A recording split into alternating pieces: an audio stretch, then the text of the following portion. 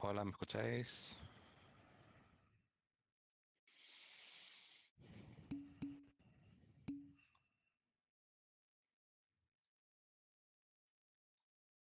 Vale.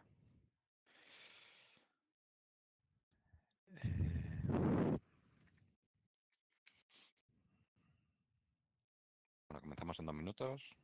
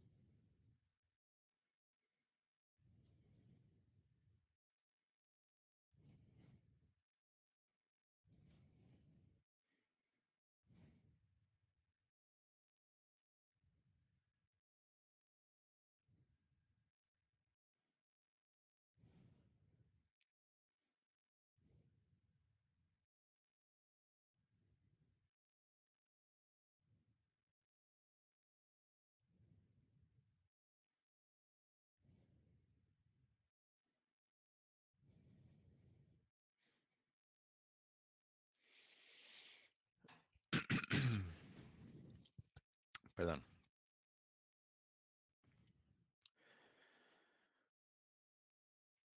Bueno, pues es 1:05, ¿de acuerdo? Lo he dicho, buenos días a todos los que os acabáis de incorporar.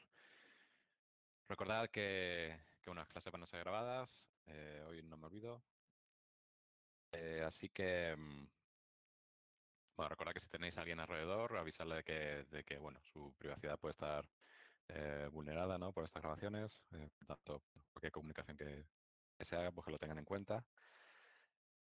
Toda aquella gente alrededor. Dicho eso, voy a comenzar la grabación.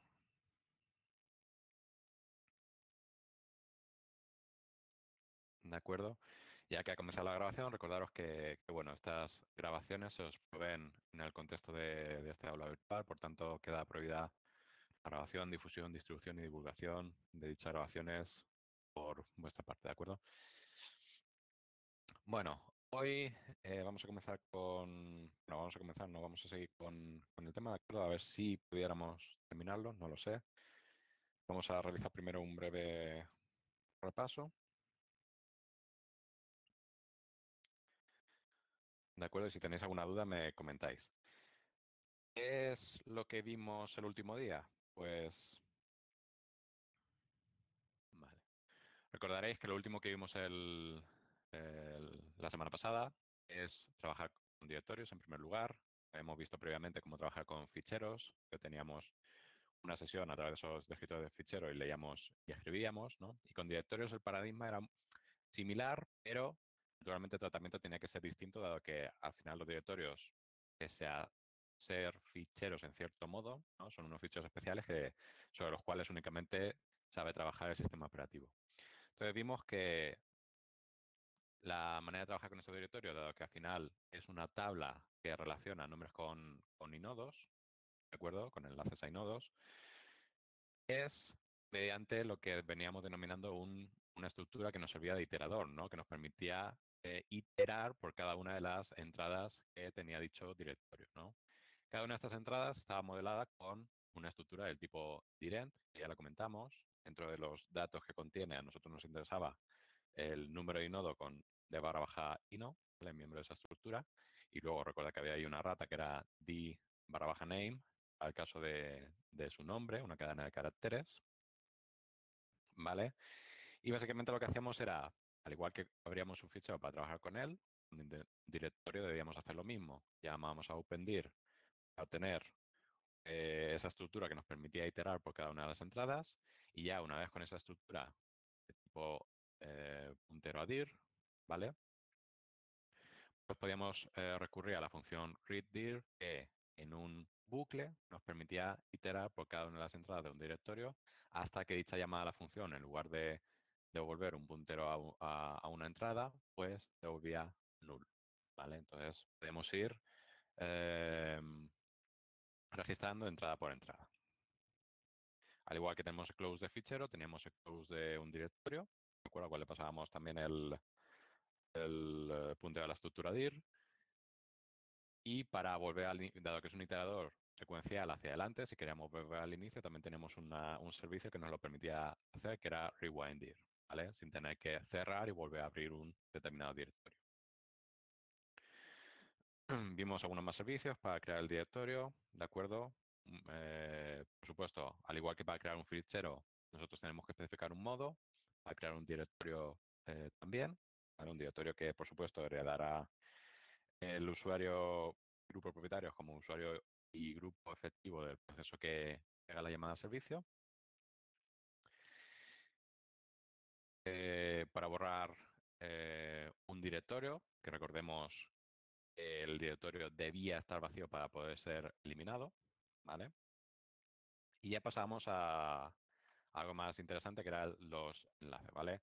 De manera muy breve, recordemos, enlaces físicos que eran, que teníamos dos tipos de enlaces muy diferenciados entre sí, ¿vale? Enlaces físicos y enlaces simbólicos. Enlaces físicos que eran, recordemos que los inodos, uno de los campos que tenían en su estructura era el número de enlaces. ¿A qué se refiere eso? Precisamente a los enlaces físicos, es decir, nombres alternativos que tiene dicho fichero dentro de mi sistema de ficheros. Por ejemplo, bueno, recordábamos que los directorios son entradas del tipo nombre, enlace uninodo. Puede suceder que dentro de mi sistema de ficheros, múltiples entradas de distintos directorios del mismo, me da igual, enlacen al mismo inodo. Por tanto, ese inodo que representa un fichero aparece con tantos nombres como enlaces físicos tengan en el sistema de ficheros, ¿vale? Particularidades de los enlaces físicos. No podíamos usarlos entre distintos sistemas de ficheros. Es decir, desde un sistema de ficheros no puedo establecer un enlace físico a un fichero que se encuentre en otro sistema de ficheros, ¿vale? Cuando veamos todo el asunto de montar sistema de fichero, que lo veremos en esta clase, esto cobrará más sentido, ¿de acuerdo? Aparte, únicamente podíamos enlazar a priori, salvo que el sistema de ficheros lo soportase, únicamente podíamos enlazar ficheros al cual, es decir, no podíamos enlazar directorios. Como única excepción son los enlaces físicos que maneja internamente el sistema operativo, que es punto y punto punto, que son las entradas que cualquier directorio dentro de mi sistema de ficheros tiene por defecto, ¿vale? Luego, aparte, teníamos los enlaces, bueno, respecto a los enlaces físicos, por último, recordad, dado que enlazan al mismo inodo, todos esos ficheros que aparentemente parecen distintos en mi sistema de ficheros, pero que por dentro están enlazando al mismo inodo, comparten propiedades, es decir, comparten permisos, propietario, tamaño, por supuesto los datos, etcétera, toda la información que pueda haber dentro del inodo, pero por supuesto no el nombre, ¿vale? Porque los nombres serán distintos. Son entradas de directorio, a fin de cuentas. Y luego los enlaces simbólicos que recordamos tienen un carácter totalmente distinto porque realmente se modelan como ficheros especiales, ¿vale? Como un fichero de tipo enlace. No estamos trabajando ya con ficheros regulares, sino con un fichero especial que es de tipo enlace simbólico. ¿Y qué tiene de particular este enlace simbólico? Que realmente lo que almacena no son datos, sino lo que almacena es un nombre del fichero al cual hace referencia, ¿vale? Dicho nombre además puede existir o puede no existir. Almacena un nombre y punto, ¿de acuerdo? ¿Qué es lo que hace el sistema operativo? Cuando nosotros realmente introducimos u operamos o hacemos o ejecutamos un mandato usando como parámetro, por ejemplo, el nombre de un enlace simbólico, lo que hace realmente el sistema operativo es interpretar a qué nombre está haciendo referencia el enlace simbólico y realmente ejecutar dicho mandato con el fichero al cual haga referencia. Es decir, que el sistema operativo de referencia el nombre que se encuentra contenido dentro de un enlace simbólico. No trabaja con el enlace simbólico, sino con la ruta que tenga contenida. ¿De acuerdo? La interpreta, es decir, la traduce. Como veremos, hay algunas excepciones, pero en el caso general trabaja con el fichero apuntado por el enlace simbólico. ¿De acuerdo? En este caso, como se almacena una ruta, no hay ningún problema en que la ruta almacenada haga referencia a un fichero de otro enlace perdón, de otro sistema de ficheros, referencia a un directorio, puede hacer referencia a cualquier cosa, ¿vale? Insisto, incluso a ficheros que no existen, ¿vale? Servicios para crear un enlace físico, link. Recordamos que tenemos que hacer referencia a un fichero existente que aparece ahí como existing. Y new sería la nueva entrada de directorio a crear, es decir, el nuevo enlace físico. Y respecto al enlace simbólico, existing no tenía, bueno, con la llamada servicio symlink, ¿de acuerdo? Existing no tenía por qué existir, es simplemente, digamos, ese nombre que se va a almacenar dentro del enlace simbólico creado. Y new, el nombre del enlace simbólico a crear, ¿vale? Bueno, hasta aquí todos de acuerdo, ¿no? Básicamente este es un repaso. Bueno, nos quedamos aquí. Era el servicio un link. Si link y sin link permitía crear enlaces tanto físicos como simbólicos respectivamente, el servicio un link lo que nos permitirá es reducir en uno el número de enlaces de un determinado fichero. ¿De acuerdo? Obviamente hay que pensar cómo se comporta en función de si se trata de un fichero regular, vamos a decirlo, si se trata de un enlace simbólico, ¿vale? Este es uno de esos servicios en los que si se trata de un enlace simbólico, lo que le pasemos como parámetro, no trabaja con el nombre que tenga almacenado en el enlace simbólico, sino que trabaja con el propio enlace simbólico en sí, ¿de acuerdo? Entonces veíamos que lo que le pasamos como parámetro a un link no era nada más que el fichero al cual nosotros queríamos reducirle el número de enlaces, ¿de acuerdo? ¿Y qué sucede como resultado? Realmente, vale, estamos reduciendo el número de enlaces en uno, pero lo que realmente estamos haciendo también es eliminar su entrada correspondiente dentro del directorio que lo contenga, ¿vale? Por supuesto, si estamos eliminando la entrada correspondiente de su directorio, ¿qué permiso vamos a necesitar? Bueno, de búsqueda hasta el directorio, ¿vale? Y de escritura en el directorio que contenga dicho fichero, ¿vale? Porque estamos eliminando dicha entrada del directorio. ¿Qué puede suceder? Realmente el número de enlaces que contenga o el número de enlaces que tenga el inodo sobre el cual estamos llamando a un link sea superior a 1. Es decir, que un fichero al cual estamos llamando un link tenga más de una referencia, ¿vale? Más de un enlace físico. En ese caso, vale, podemos eliminar la entrada correspondiente del directorio, pero el fichero debe seguir existiendo porque sigue estando referenciado por otros nombres dentro de mi sistema de ficheros. Bien, pues si ese es el caso, lo único que se hará es, vale, nos cargamos la entrada de directorio cual estamos haciendo referencia, ¿de acuerdo?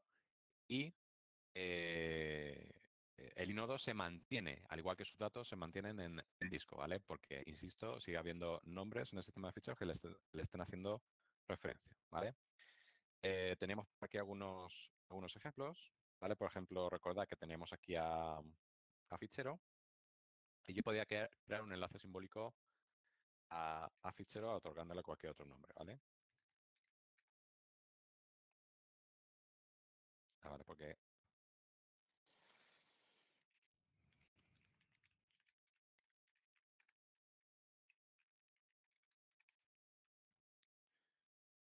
perdona que pertenecía a root y por tanto no podía, ¿vale? Perfecto. Vemos que aquí tenemos ya ambos, aparentemente dos ficheros que son completamente distintos, pero realmente se trata del mismo fichero, ¿vale? Del mismo inodo, del cual tenemos dos entradas de directorio, en este directorio, una con el nombre fichero y otra con el nombre otro nombre, ¿vale? Hay un mandato equivalente al servicio unlink, que se trata del mandato link, ¿vale? Si nosotros ahora examinamos con stat, por ejemplo, las propiedades de fichero, vemos que efectivamente me dice que tiene dos enlaces, ¿vale? Bueno, ya me lo decía el propio mandato ls aquí, ¿de acuerdo? ¿Qué pasa si ejecuto ahora un link sobre cualquiera de ellos? Pues insisto, lo que hará un link, por tanto, será eliminar su entrada correspondiente del directorio, es decir, para nosotros como usuario vamos a decir eliminar el fichero. Internamente lo que hará es, vale, se va al inodo y dice, Número de enlaces que tiene, 2. Vale, únicamente voy a decrementar, como voy a cargarme la entrada de directorio, voy a decrementar en 1 el número de enlaces de dicho fichero, ¿de acuerdo? Porque obviamente estoy eliminando uno de los nombres, uno de los enlaces físicos a los cuales hace referencia. Entonces le doy, ya se compruebo fichero, veo que efectivamente el número de enlaces en este caso ahora es 1, ¿vale? Hemos eliminado uno de esos nombres. Pero como veis, el fichero sigue existiendo, ¿de acuerdo? Vamos más allá. Ahora hago un link del otro nombre que queda, ¿vale? Bueno, lo primero, por supuesto, al haber hecho un link, veis que la entrada de directorio, otro nombre, ha desaparecido de este directorio, ¿de acuerdo? Y ahora, si hago un link de fichero, lo que va a suceder, que, o que lo, bueno, ¿qué es lo que sucedería? Que me cargaría, no le voy a dar porque no me quiero cargar el fichero, ¿vale? Pero, ¿qué es lo que sucedería? Que iría de nuevo al inodo, diría, vale, número de enlaces 1. Vale, pues ya no hay más nombres que este que pretendo eliminar. Es esta entrada fichero. Pues lo que voy a hacer es ya liberar todos sus recursos. Es decir, marcar el inodo como libre, marcar las agrupaciones que corresponden al fichero como libres, etcétera, etcétera. ¿Vale? Con una excepción, que es si el fichero estaba abierto por algún proceso, claro, deberá mantenerlo en tanto en cuanto el proceso lo siga usando. No será hasta que de verdad sea liberado, el sistema operativo que sabe que tiene que cargarse ese fichero, ¿vale? Marcarlo como libre, sus recursos, los marcará efectivamente como libres. Es decir, si hago un link sobre un fichero que solo le queda un enlace, y por tanto pasaría a número de enlace 0, si el fichero está abierto, lo deberá mantener en tanto en cuanto los procesos que lo mantienen abierto sigan vivos, ¿vale? Y no cierren su descriptor. Si no lo está usando nadie, lo puede liberar directamente, ¿vale? Bueno, fácil, ¿no? ¿Seguimos por ahí?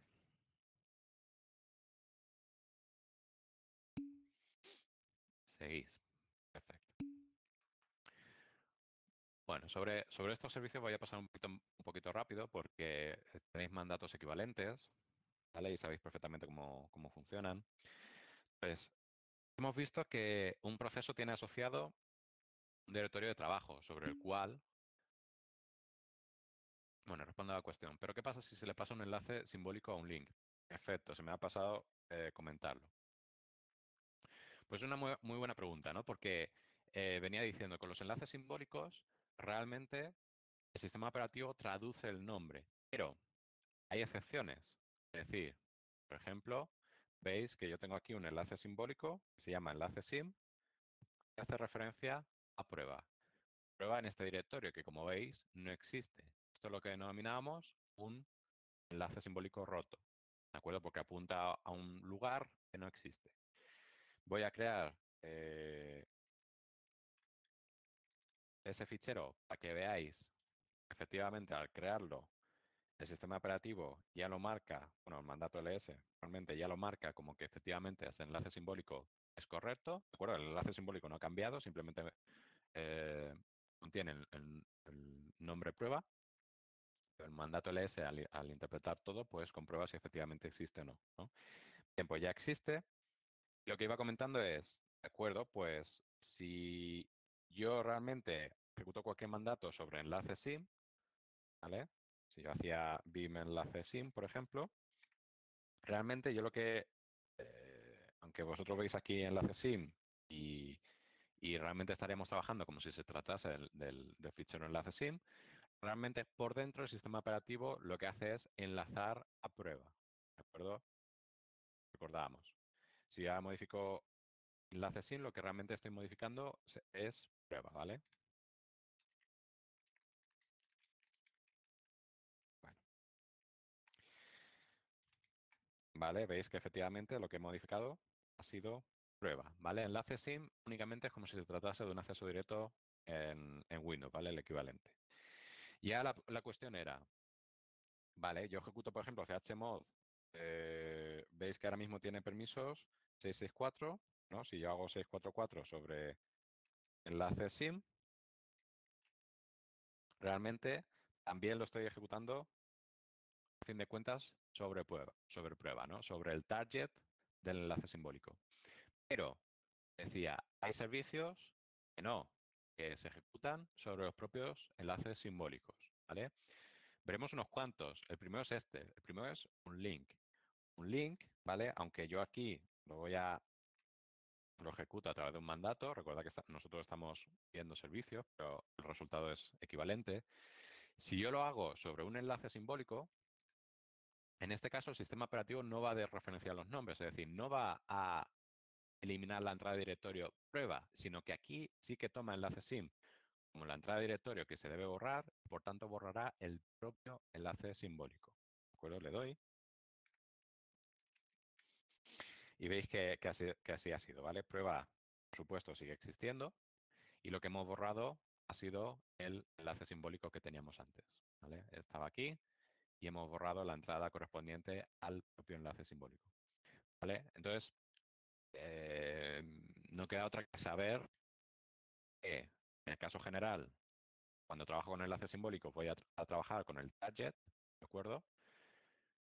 Pero existían servicios que trabajan con el propio enlace simbólico, ¿vale? En particular, en el momento que hayamos visto, un link, ¿de acuerdo?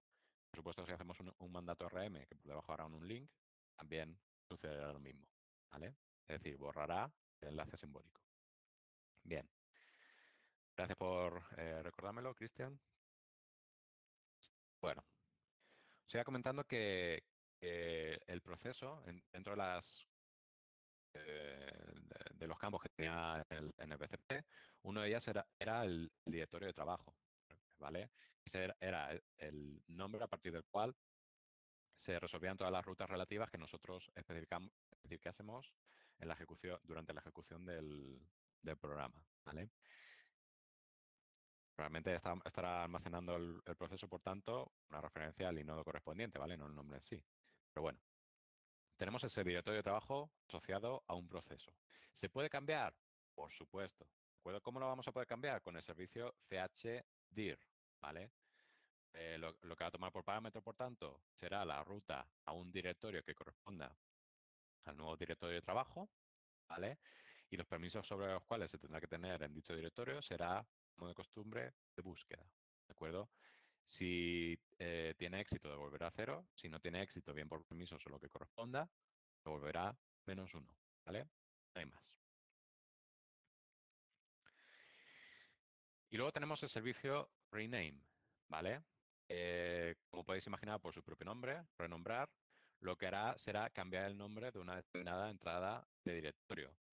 Hasta ahí, bien, pero es que hay más. Cuando realmente estamos cambiando el nombre de un fichero, ¿vale? Nosotros vamos a poder cambiar su nombre completo, ¿vale? Vamos a ver si tratamos de verlo de este modo.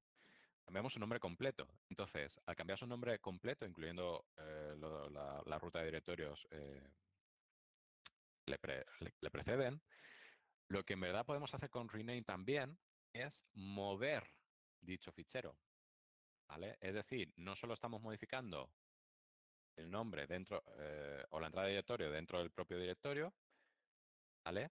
Lo cual sería quizás, si nosotros pensamos en renombrar, lo que estaríamos haciendo, sino que eh, verdaderamente lo que podemos hacer es mover ficheros. Si nosotros ejecutamos un mandato MV realmente sobre el mismo directorio, sobre un fichero del mismo directorio, vale, estaremos renombrando. Pero también podemos mover dicho fichero a otro directorio, ¿de acuerdo? Entonces, si por ejemplo yo hago en...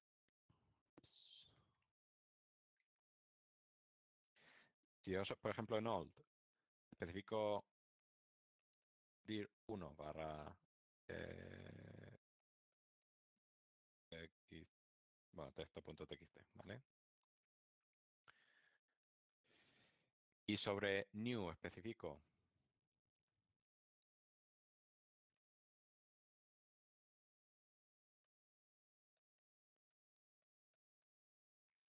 esto otro, ¿vale?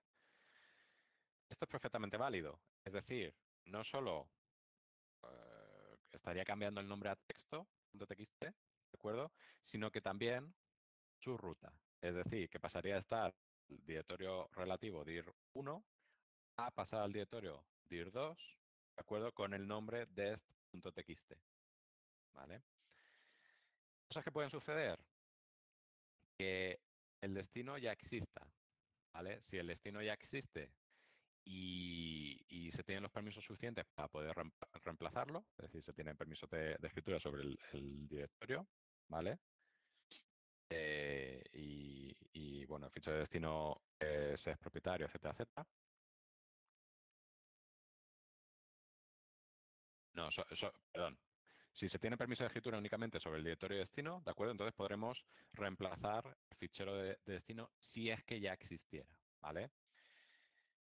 Eh, si no existe, pues simplemente se mueve, ¿vale? En cualquiera de los dos casos, por supuesto, el fichero de origen, como lo estamos renombrando, se borraría su entrada, ¿de acuerdo? Se crearía la entrada correspondiente de la entrada de destino. ¿Qué pasa si una pregunta podría ser, ¿se puede hacer esto con directorios? Perfectamente, también se puede hacer con directorios, ¿vale? En lugar de especificar, por ejemplo, texto.txt, podríamos especificar cualquier directorio como origen y como destino. Ahora bien, el comportamiento en este caso es un poquito distinto. Si el nombre de destino, es decir, el nuevo nombre que le queremos otorgar al directorio, no existe, se lo dará y punto. Es decir, estará moviendo o renombrando el directorio. Ahora, ¿qué pasa si existe? Pues solo y únicamente si se trata de un directorio y ese directorio está vacío, podrá cambiar el nombre del directorio. Es decir, será como mover el directorio al nuevo destino, ¿vale? Única y exclusivamente si el directorio de destino está vacío, ¿vale? Estamos moviendo un directorio. Entonces, a fin de cuentas, ¿esto qué es? Pues hablando de las distancias, porque no se comportan exactamente igual, se podría decir que es algo equivalente al mandato MV, ¿vale? Pero no exactamente, ¿de acuerdo? Como digo, salvando las distancias. En definitivas cuentas, es un servicio que nos permite cambiar el nombre de un fichero o directorio, ¿vale?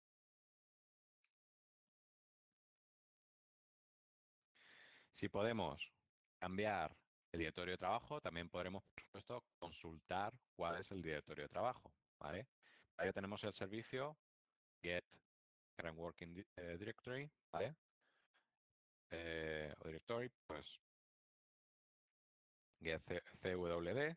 ¿Y qué es lo que le vamos a pasar? Por supuesto, hay servicios que sí que nos pueden devolver una cadena, pero normalmente nosotros le debemos pasar un buffer, ¿vale? Al igual que sucedía con read write, le debemos pasar un buffer sobre el cual el sistema operativo copiará la cadena de texto correspondiente al directorio actual, ¿vale? Lo que nos va a proporcionar el sistema operativo con este servicio es la cadena de texto, el nombre correspondiente al directorio de trabajo actual.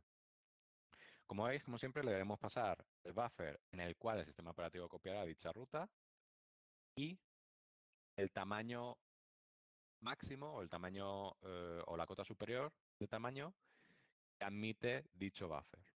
Es decir, si tengo un buffer de 30 caracteres, yo aquí le pasaría el buffer y aquí un 30. Y el sistema operativo es, si el nombre del directorio actual es menor a 30 caracteres o menor, lo copiará aquí, ¿vale? Y nos devolverá el mismo puntero, nos devolverá el puntero a buff, ¿vale? Pero si el nombre es superior a esos 30 caracteres que yo le he pasado como argumento, dará error porque no va a caber en el buffer. Le estoy especificando que tengo un buffer de 30 caracteres, el nombre no me cabe ahí. ¿Qué hará el sistema operativo? No podrá, daría error, ¿vale? Y el error lo notifica devolviendo un puntero a null, ¿vale?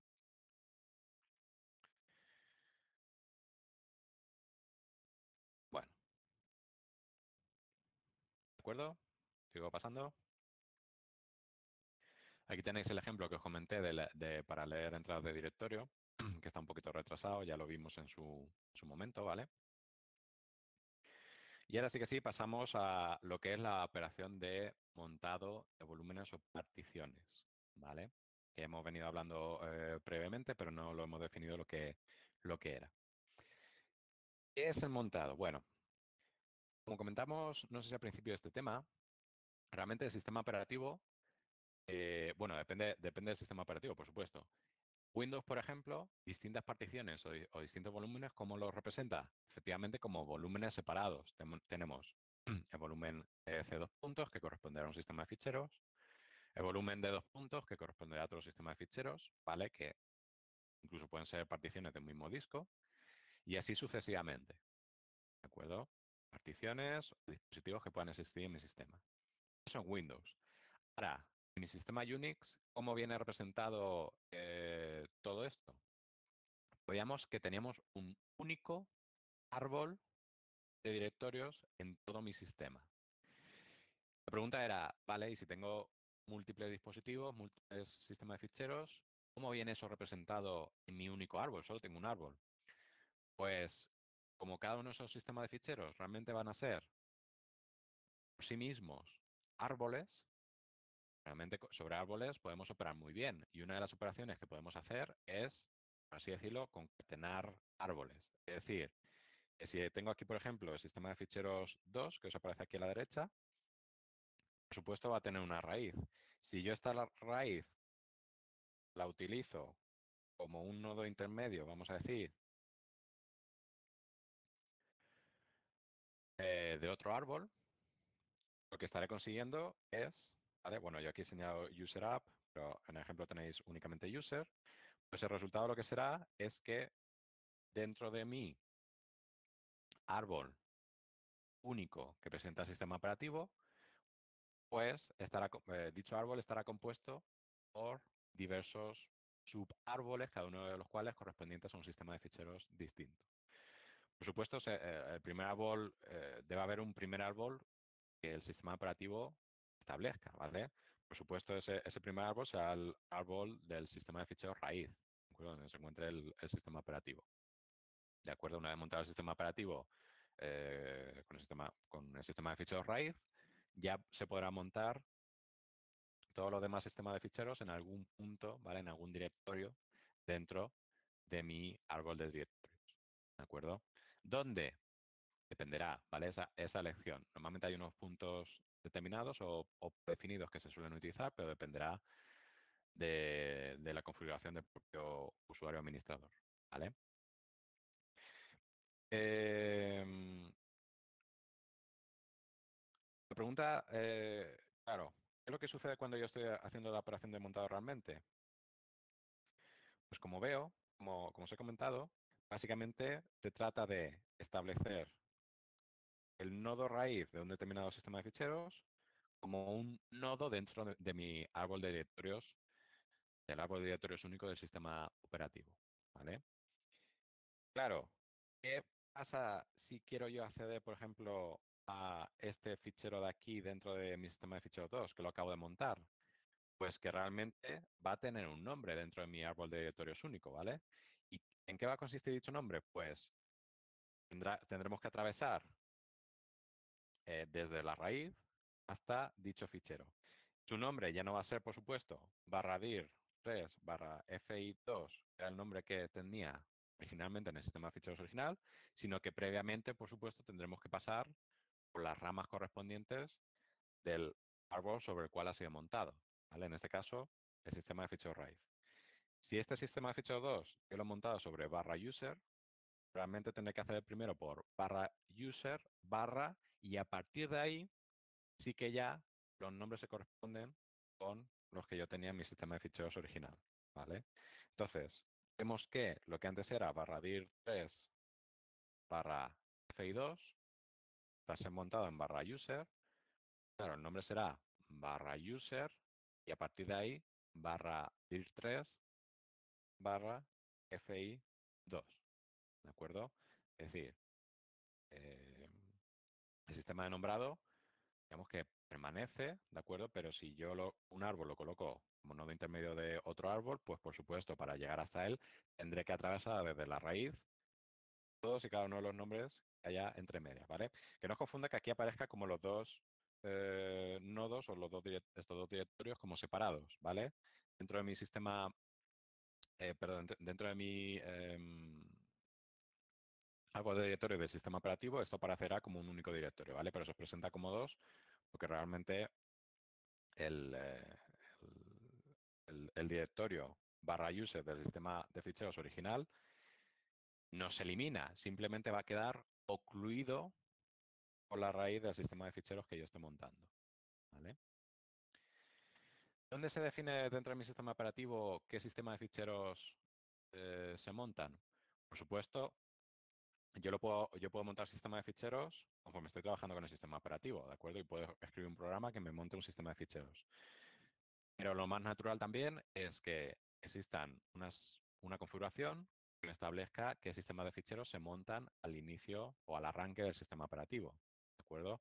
Puede contener más datos del sistema operativo, puede contener programas, puede contener lo que sea, pero son sistemas de ficheros que se montan al arranque del sistema operativo.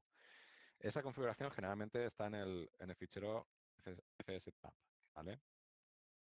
Como veis aquí, no vamos a entrar en los detalles, ¿de acuerdo? Pero simplemente para que le podáis echar un ojo. No veo el curso por ningún lado. Ahí.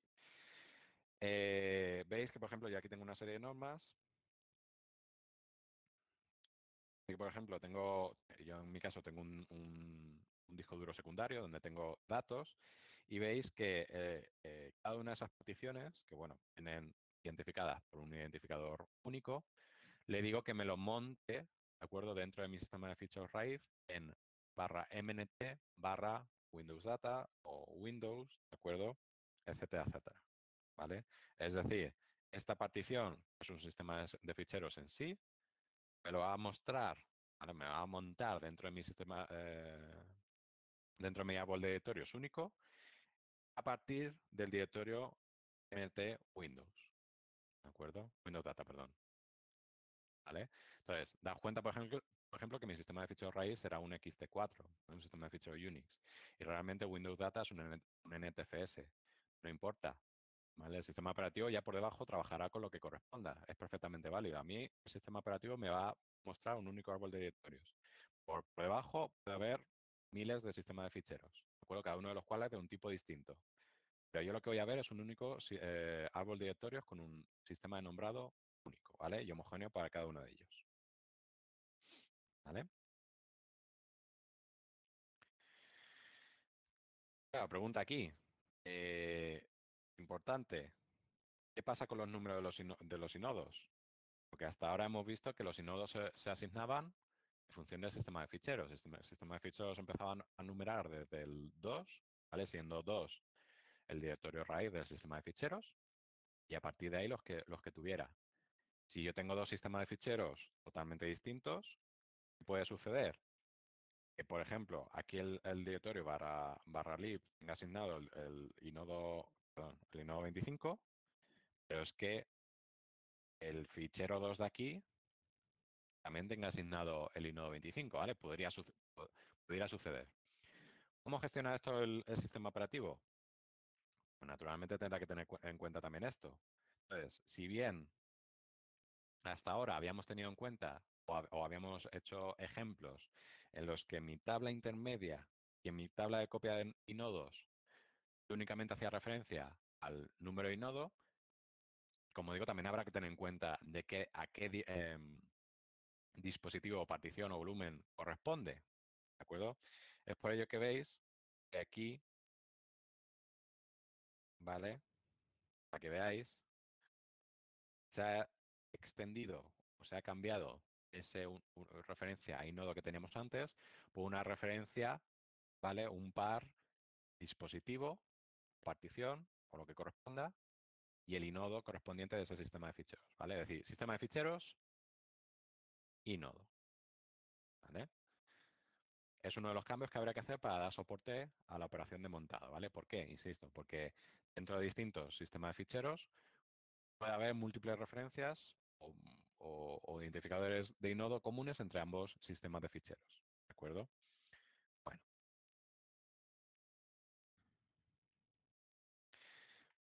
¿cómo se llama el servicio que nos permite montar dispositivos o sistemas de ficheros dentro de mi árbol de directorios? Pues el servicio mount, ¿vale? Que también hay un mandato con el mismo nombre, mount, ¿vale? Los parámetros que toma este servicio son, por un lado, la ruta al sistema de ficheros que queremos montar, ¿vale? En principio o generalmente será un dispositivo. Tenéis aquí varios ejemplos. Recordad que los dispositivos vienen nombrados en Unix, generalmente en barra dep, barra tipo de dispositivo y un número de identificador, ¿vale? Por ejemplo, el primer disco duro, ¿vale? El segundo disco duro es SSI, ¿de acuerdo? Pero no únicamente. La operación de montado realmente permite montar más cosas aparte de dispositivos, ¿no? En particular también tenéis aquí un ejemplo de una imagen ISO, ¿vale? De un fichero ISO. Entonces, source es el nombre del sistema de ficheros que yo voy a querer montar. Generalmente será un dispositivo, pero no tiene por qué, ¿vale? Después tenemos target. Target se corresponderá con un directorio en el cual quedará montado el sistema de ficheros a montar. Este ejemplo de aquí, por ejemplo, que tenemos antes, target se correspondería con barra user, ¿vale? Es decir, source sería barra dev barra hd1, lo estoy señalando con el aquí, ¿vale? Barra dev barra hd1 sería el origen, y target sería barra user, ¿vale? Por supuesto, deberemos especificar una serie de opciones para montar, ¿vale? No nos basta con decir origen y destino. Entre las opciones, será necesario especificar el tipo de sistema de ficheros que contiene el dispositivo que nosotros estemos especificando, ¿vale? Dispositivo o fichero, vamos, el sistema de ficheros que nosotros queremos montar. Por supuesto, tenéis varias opciones, ¿vale? Aquí solo se os muestran unas cuantas, de las más conocidas. Pues si veis el manual del servicio mount, veréis que tenéis un mogollón, ¿vale? Existe también, por lo menos para el mandato mount, ¿vale? Para el servicio no recuerdo ahora mismo, una opción que es auto, ¿vale? Que permite al sistema operativo determinarlo por sí mismo si tiene la capacidad de determinarlo. Es decir, que nosotros no lo especificamos, sino que es el sistema operativo el encargado de determinar cuál es el sistema de ficheros contenido en source, ¿vale? Como digo, esto por lo menos está en el mandato. En el servicio ahora mismo no recuerdo si también tiene esta opción o no, ¿vale? En todo caso, como digo, la opción File System Type deberemos especificar el tipo de sistema de ficheros que está contenido en source. XT4, NTFS, lo que corresponda, ¿vale? Y luego tenemos una serie de opciones de montado. ¿Qué opciones hay? Muchas, ¿vale? Aquí solo se os presentan tres, pero insisto, tenéis mogollón más. Eh, por ejemplo, podemos optar por montar un sistema de fichero únicamente en modo solo lectura. Es decir, que dicho sistema de ficheros, una vez queda colgando de mi árbol de directorios, no podremos hacer cambios sobre dicho sistema de ficheros. Podremos acceder a sus directorios, podremos leer ficheros, pero no podremos no podremos hacer escritura, ¿vale? No podremos hacer modificaciones sobre los ficheros de dicho sistema de ficheros, ¿vale? Y luego dos flags que todavía no vamos a entender del todo, pero que lo tengáis en cuenta para lo que vamos a ver a continuación, que es que se deshabiliten, bueno, primero sí, el segundo no, que se deshabiliten los bits SUID, perdón, y SGID, ¿vale? Estos bits ya los veremos a continuación. Esta opción de montado permitirá enmascarar dichos bits, ¿vale? Son unos bits más de modo de acceso a los ficheros, igual que teníamos lectura y escritura y ejecución, ¿vale? Existen otra serie de bits que lo veremos para después, que se pueden otorgar a los ficheros y que mediante la especificación de esta opción lo que permitirá es enmascarar dichos bits, es decir, como si no existían o como si no estuvieran asignados dentro del sistema de ficheros que estamos montando, ¿vale? En ese sentido, también tenemos la opción noexec, que lo que permite es enmascarar los bits de ejecución de cualesquiera ficheros dentro del sistema de ficheros.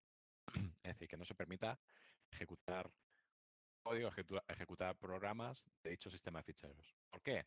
¿Cómo podemos impedir eso? Si se les quita el flag de ejecución, no vamos a poder ejecutarlo, ¿vale? Bueno, hoy hay muchos más. Que no se modifiquen los tiempos de acceso y modificación, modos de caché, etcétera, etcétera, ¿vale? Fijaos, ¿qué permisos va a necesitar? Normalmente decíamos de acceso, tal, no sé qué. Para mount, inmediatamente se necesita ser superusuario. Si no es superusuario, no se puede montar un sistema de ficheros, ¿vale? Para montar un sistema de ficheros se ha de ser superusuario, ¿vale? Y como siempre, ¿qué devuelve? Si tiene éxito 0, si tiene algún error, -1, ¿vale? Y podemos imprimir el error con p-error como de costumbre, ¿vale? Ahora mismo entiendo la duda. Último argumento que veis que toma este servicio es data, que como veis es un puntero a void. Como es un puntero a void, realmente puede ser un puntero a cualquier cosa, pero generalmente se trata de un puntero a una cadena de texto con identificadores separados por comas, que establece opciones adicionales dependiendo del sistema de ficheros, ¿vale? Porque no todos los sistemas de ficheros se van a poder configurar, digamos, con los flags que admite por defecto el servicio. Habrá algunos sistemas de ficheros que admitan opciones especiales. Dichas opciones especiales se pueden explicar, ya digo, como data. ¿Puntero a qué? Dependerá generalmente una cadena de texto con valores separados por comas, ¿vale? ¿Y qué valores? Dependerá del sistema de ficheros, ¿de acuerdo? Habría que irse a la documentación. Por ejemplo, si hacéis un man8 mount, veis que os listará un montón de opciones, ¿vale? Y dependerá. Pero bueno, en general nosotros no nos vamos a preocupar por eso, ¿de acuerdo? Con estas opciones tenéis suficiente para más o menos conocer lo que hace mount, ¿vale? Con MS Read Only se activan bits de lectura y ejecución para atravesarlo. Se mantienen, es decir, se van a mantener los bits. Mi duda es si enmascarar los bits de escritura. Yo creo que no. Yo creo que no se enmascara ningún tipo de bits, ¿vale? Con read only. Lo único que, si se trata de hacer alguna escritura, alguna operación de escritura sobre el fichero, dará error porque el sistema de ficheros fue montado como solo lectura, ¿de acuerdo? Pero no se enmascara ningún tipo de bits ni nada. Luego lo comprobaré por si acaso, pero creo que ese es el comportamiento, ¿vale? Por tanto, se activan bits, no es que se activen o no se activen, tendrá los bits tener los bits que tengan los ficheros dentro de ese sistema de ficheros, ¿vale? Se mantendrán. Puede suceder, por ejemplo, que unos determinados ficheros no tengan establecidos los bits de lectura para, por ejemplo, otros o para el grupo, para lo que corresponda, lo que corresponda. Eso se mantendrá, es decir, los permisos se mantendrán. La única diferencia será que si se realiza una operación de escritura, fallará directamente, ¿vale? Bueno, si tenéis cualquier cuestión me comentáis, ¿vale? Una cuestión que puede surgir también, y es, ¿y qué pasa si en este target de aquí yo especifico un directorio que ya, por supuesto, el directorio debe existir, ¿vale? Eso para empezar. La pregunta es, ¿qué pasa si ya tiene contenido dentro? Porque si yo aquí, por ejemplo, de hecho es la situación que se os plantea aquí, user ya tiene contenido dentro, que es user AB. Si yo monto algo encima, claro, esto queda, todo lo que quede aquí para abajo, ¿vale? Bueno, lo que quede de ahí para abajo va a quedar ocluido por el sistema de ficheros que yo estoy montando por encima. ¿Va a ser posible acceder a estos datos que queden por debajo de barra user en el sistema de ficheros 1? No, van a estar ocluidos, ¿vale? No van a ser accesibles. Eh, ¿Se van a perder? No se van a perder, van a seguir ahí, pero simplemente no vamos a poder acceder a ellos, ¿vale? Esto como norma general, pero vosotros, si tratáis de ejecutar el mandato mount en vuestra máquina Linux, veréis que si el directorio no está vacío, por defecto os va a fallar, ¿vale? Es decir, en los sistemas actuales, si tratáis de montar sobre un directorio no vacío, no os lo va a permitir, salvo que especifiquéis un flag para forzar el montado. ¿Por qué se hace esto? Simplemente por precaución en caso de que estés ocluyendo ficheros sin haberte dado cuenta, ¿vale? Pero poderse, se puede perfectamente. ¿Se puede montar sobre un sistema, se puede montar sobre un directorio no vacío? Sí. ¿Qué pasa con los ficheros que queden dentro? Simplemente se ocluyen, no se pierde. En el momento que se desmonte el sistema de ficheros, seguirán estando ahí los ficheros del sistema de ficheros original que hayan quedado ocluidos, ¿vale?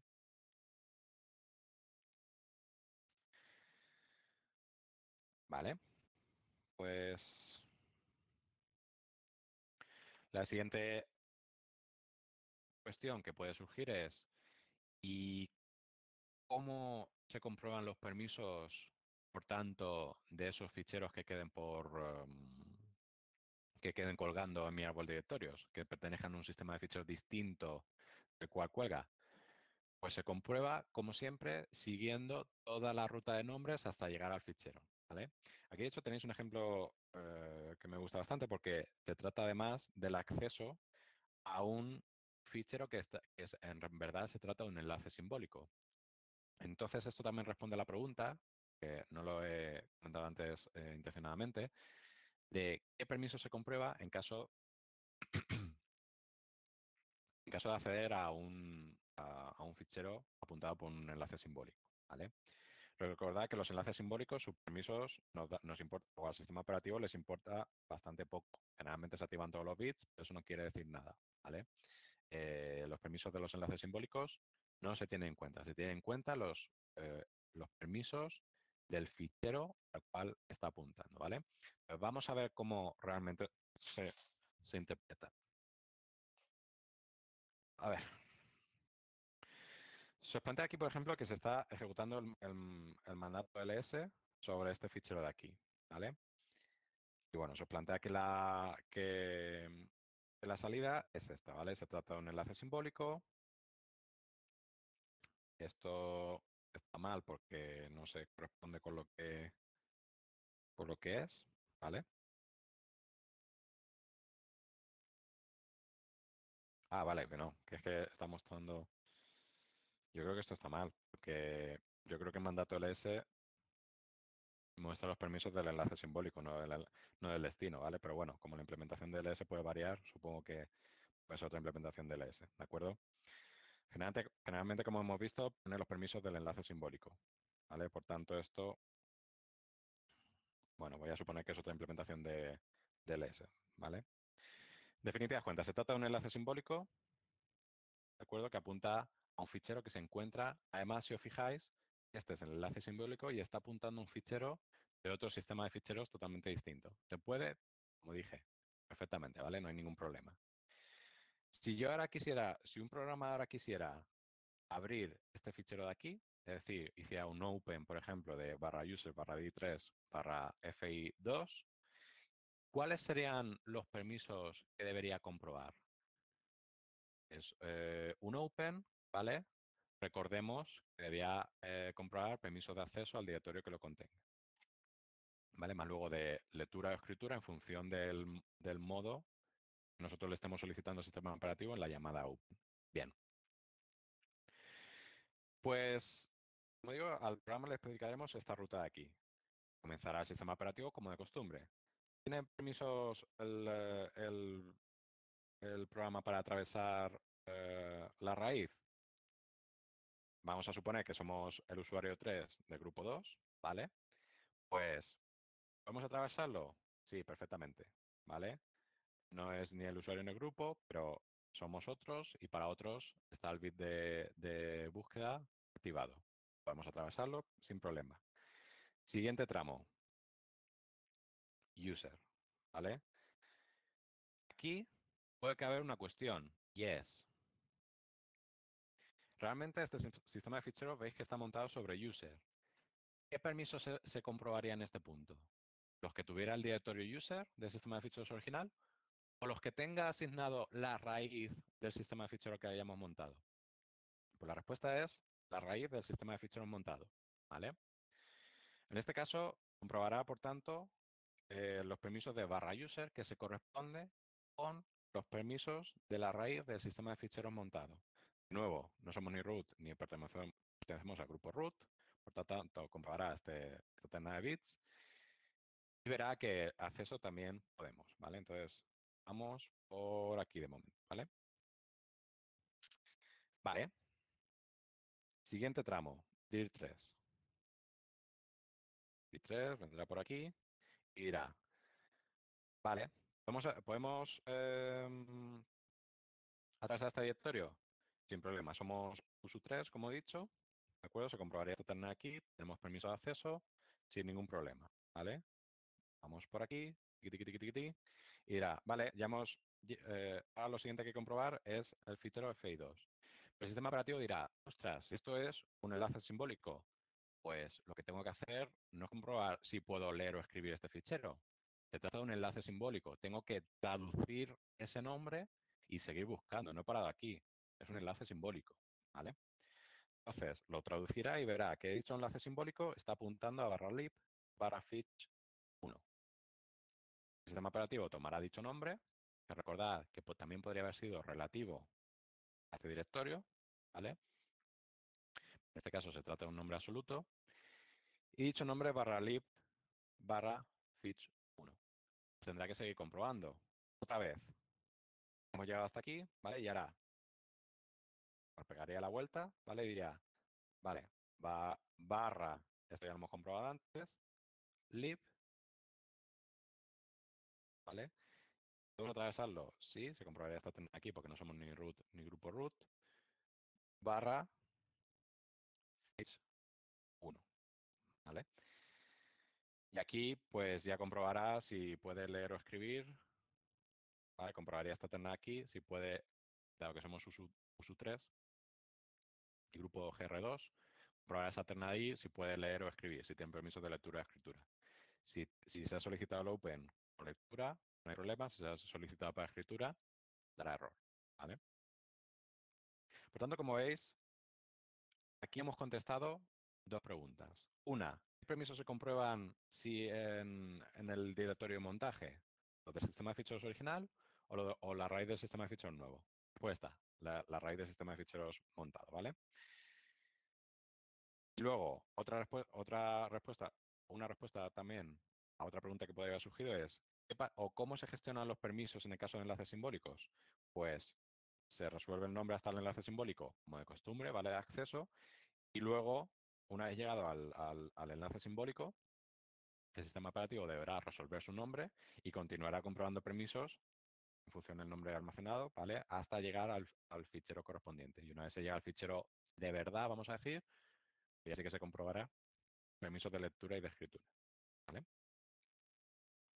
Aquí tenéis un poquito todo lo que he dicho, ¿vale? Y he pintado con una flecha, lo tenéis aquí, ¿vale?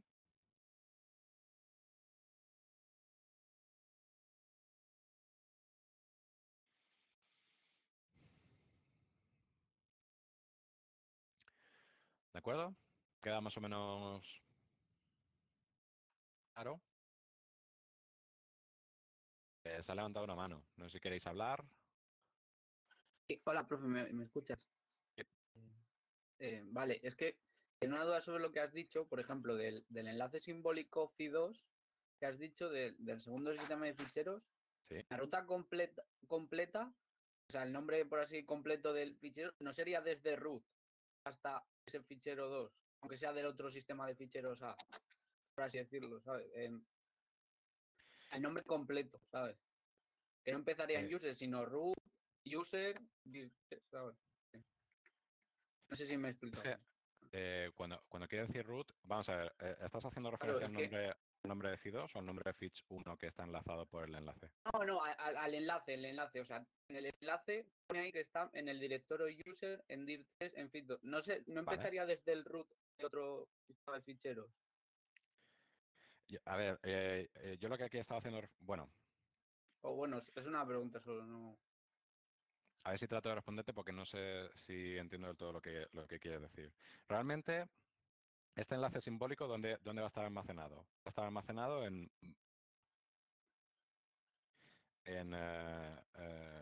bueno, si nosotros aislamos, digamos, únicamente el sistema de ficheros verde, ¿vale? El sistema de ficheros B, estará almacenado ¿dónde?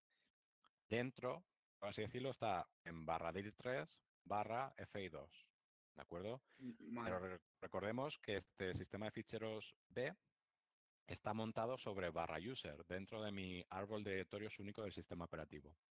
Si hago, si hago un ls, o dicho de otro modo, ¿cuál va a ser el nombre de dicho fichero dentro de mi árbol de directorios único del sistema operativo? Pues tendremos que tener en cuenta que este sistema de ficheros B ha sido montado sobre /user, ¿vale? Por tanto, dentro de mi sistema de ficheros, ¿cuál va a ser el nombre de dicho fichero? habrá que tener en cuenta dicho punto de montaje, ¿vale? Por tanto, para acceder a este enlace simbólico, su nombre completo, ¿vale? Será todo ello, ¿vale? Barra user, barra dir3, barra fi2. Vale, vale, esa es la duda que tenía. Solo eso. Claro, Que, imagínate que este sistema de ficheros B se tratase de un sistema de ficheros que contiene un sistema operativo y se montase únicamente él. Claro, si esto se correspondiera con, digamos, si estuviéramos trabajando, el único sistema de ficheros dentro de mi sistema operativo fuera el B, por supuesto, para acceder a este enlace de aquí, sería únicamente barra dir3, barra fi2, ¿vale? vale. Bueno, me comentas que no he respondido a tu pregunta. No, Entonces, no, no, sí, sí, es lo que decía yo, o sea, si haces un ls, por ejemplo, el fichero 2, la ruta que te sale es root, user, dir3, fi2, o sea, sería todo, ¿sabes? El nombre completo, es lo que estaba apuntando. claro, eso es. Quiero decir, insisto, realmente con lo que estamos trabajando nosotros es con ese árbol de directorios que nos plantea el sistema operativo a nosotros, a los usuarios, ¿vale? Ese árbol de directorios puede estar compuesto por múltiples sistemas de ficheros. Los nombres de cada uno de los ficheros dentro de ese árbol de directorios se verán ajustados o se verán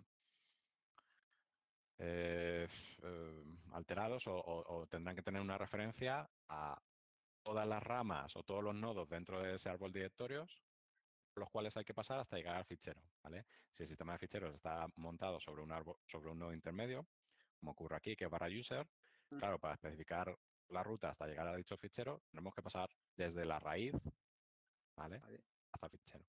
vale, vale, ¿Eh? ya está, era solo eso. Vale, Vale, gracias. nada. ¿Una otra duda o si algo no ha quedado claro?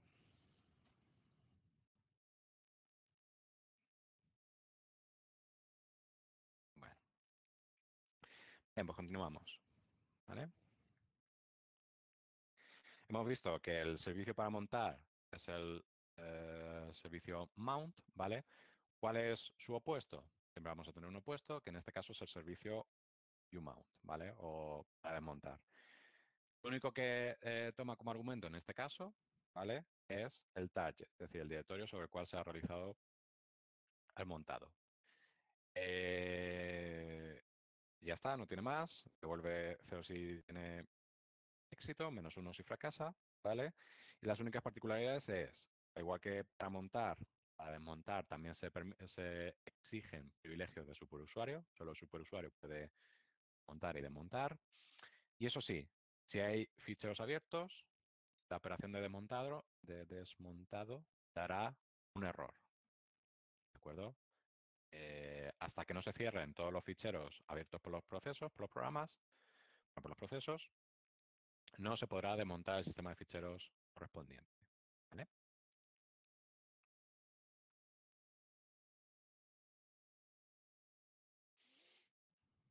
¿Vale? La operación de desmontado, bueno, si es necesario aclararlo, pues lo único que hace es quitar ese árbol dentro de mi árbol de directorios, ¿de acuerdo? Si el sistema de ficheros original bajo ese directorio tenía ficheros, pues volverán a ser visibles, ¿vale? Bueno, pues continuamos entonces. Bueno, todo esto básicamente ya lo hemos ido comentando. ¿De acuerdo? Sabéis que los procesos en su VCP tienen el usuario y grupo reales que ejecutan dicho proceso. Pero luego además teníamos otra información que era el usuario efectivo y el grupo efectivo asociados a un proceso, ¿vale? Y realmente hemos estado comentando siempre que las operaciones que se realizan, es decir, apertura de ficheros, escrituras, etcétera, etcétera, etcétera, todas ellas, bueno, más bien aperturas, todos esos servicios, ¿vale? Montaje, etcétera, etcétera, se hacen con el usuario y grupos efectivos del proceso. Es decir, esto ya da la idea de que realmente un programa lo puede ejecutar un usuario, pero se estará ejecutando como si se tratase de otro usuario totalmente distinto, ¿vale? Que sería el usuario efectivo, ¿vale? El usuario que ejecuta es el usuario real y el usuario que el proceso aparenta ser, vamos a decir, es el usuario efectivo, ¿vale? ¿Cuál es la herramienta que proporciona el sistema operativo para que un programa ejecutado por un determinado usuario se vea o realice las operaciones como si se tratase de otro usuario totalmente distinto, ¿vale? O grupo. Pues es los bits que precisamente comentaba antes que íbamos a ver ahora, que son los bits setUID y setGID. Estos bits son bits de modo, ¿vale? Que van asociados a los ficheros del mismo modo que tienen bits de lectura, escritura y ejecución para cada uno de los tres grupos, ¿vale? Usuario, grupo y otros, ¿vale? Entonces, como digo, son bits de modo que también tienen asociado un inodo, aparte de lectura, escritura y ejecución, ¿de acuerdo?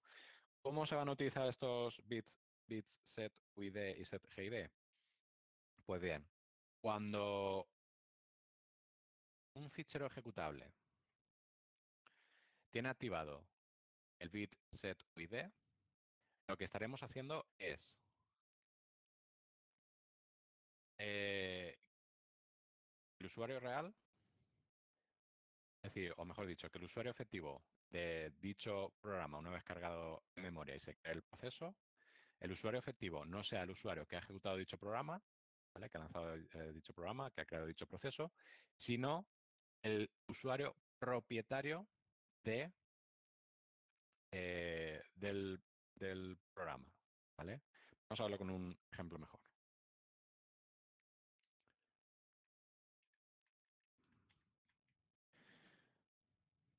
Vale, yo tengo aquí mi directorio de pruebas como de costumbre, ¿vale? Y si recordáis de la semana pasada, teníamos aquí un pequeño programita que era el ejemplo de directorios que teníais en las diapositivas, que básicamente lo que hace es listar todos y cada uno de los elementos que se encuentran en un directorio, ¿vale?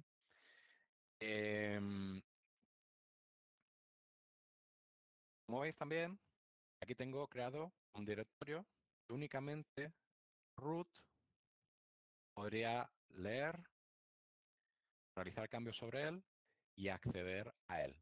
Todos los demás no tienen ningún tipo de permiso sobre él, ¿vale? De hecho, si hago aquí un ls directorio root, no tendría permiso, ¿vale? Y si ejecuto también el programa de ejemplo directorios,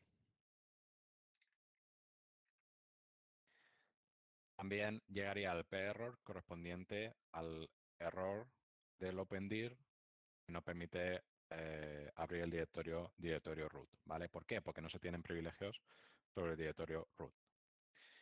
¿Cómo podríamos leer ese directorio root? Por tanto, obviamente, siendo root, porque a root vemos que sí que puede leerlo, ¿vale? O bien, podemos utilizar esta herramienta que estamos viendo ahora.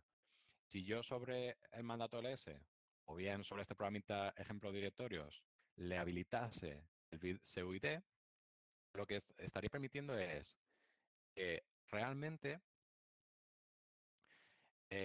dicho programa se esté ejecutando con usuario efectivo aquel usuario que sea su propietario. Obviamente, ahora mismo el propietario sería Gabriel. Si aunque yo le habilitase el bit SEUID a dicho programa y lo ejecutase, se estaría ejecutando con usuario efectivo igualmente Gabriel. No estaría ganando nada. Pero supongamos ahora que root dice, vale, a mí me interesa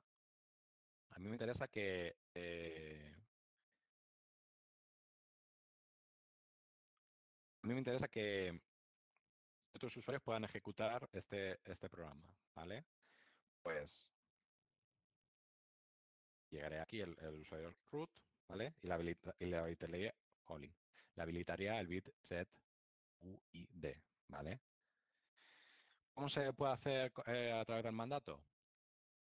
Pues se puede hacer de este modo, ¿vale? El bit SEUID realmente enmascara en cierto modo el bit de ejecución del programa, ¿vale? Y como va asignado al usuario, debemos decirle que el bit CUD se asigna al triplete, ¿de acuerdo?, del usuario, a la terna del usuario. Veremos que para el caso del set GID, para que es equivalente, lo que tendríamos que asignar es el bit set GID al caso del grupo, ¿de acuerdo? Bien, pues ejecutando esto, bueno, me he adelantado porque se me ha olvidado cambiar los permisos, ¿vale? Como digo, ahora mismo así no estaría haciendo nada porque si yo, un usuario, si yo siendo Gabriel ejecuto este programa, lo que estaré haciendo es que el usuario efectivo, ¿cuál va a ser? Su propietario, que es Gabriel, no estoy consiguiendo nada.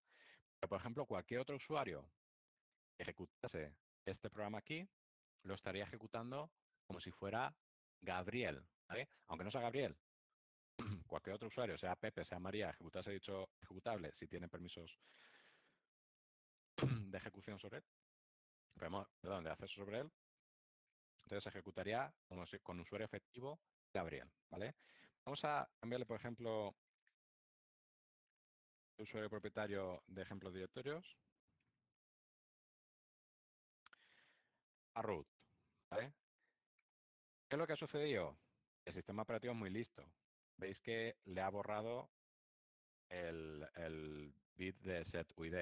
¿Por qué? Se hace por seguridad. Porque si el root, por ejemplo, se atribuye a sí mismo un fichero ejecutable que tiene activado el bit setuid y no se da cuenta, podría estar ejecutando como root, otros usuarios podrían estar ejecutando como root dicho programa sin que root se haya dado cuenta, ¿vale? Entonces, por seguridad, al cambiar de propietario a root un fichero, se borran sus bits CUD y SGID. Pues ahora sí que le voy a cambiar de nuevo. Le voy a otorgar el bit CUD, ¿vale? Y ahora sí que tengo la situación que quería, ¿vale? Ejemplo de directorios pertenece a root, ¿vale? Y ahora, pero yo soy Gabriel, ¿vale? Si yo ahora, en el ejemplo inicial que hemos visto, yo ejecutaba este ejemplo de directorios sobre directorio root y veíamos que no tenía permiso, naturalmente, porque yo no soy root, ¿de acuerdo? Pero si yo ahora, como Gabriel, veis que no llamo a sudo ni nada, llamo a ejemplo directorios con directorio root, ¿vale?, tal cual lo hacíamos antes, veis que ahora sí que no tenemos ningún problema. ¿Por qué? Lo que ha hecho el sistema operativo es cargar este programa en memoria, ¿vale? Ejemplo de directorios, y como tiene el bit CUID, lo tenéis aquí activado, lo que hace es coger el usuario propietario de dicho programa y asignarlo como usuario efectivo del proceso. Por tanto, el proceso correspondiente a ejemplos directorios se está ejecutando con usuario efectivo root. Siendo o aparentándose root, sí que puedo acceder a este directorio, ¿vale? ¿De acuerdo? Del mismo modo, como digo, tenemos el bit set GID, que hace exactamente lo mismo, pero para el caso de el grupo, ¿vale? Le voy a quitar el bit set GID a set UID, perdón, a ejemplo directorios, ¿vale? Y le voy a otorgar el bit set GID, ¿vale?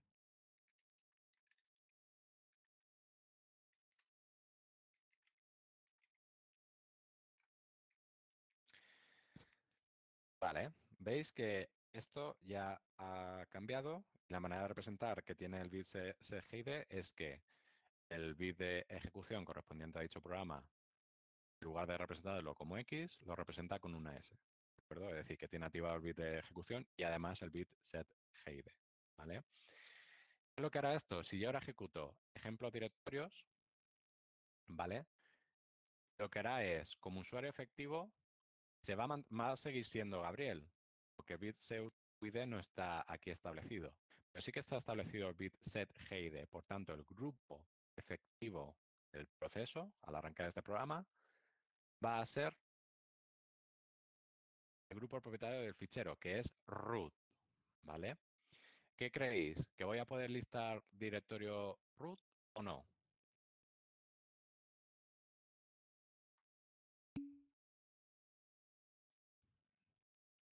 Respondéis no.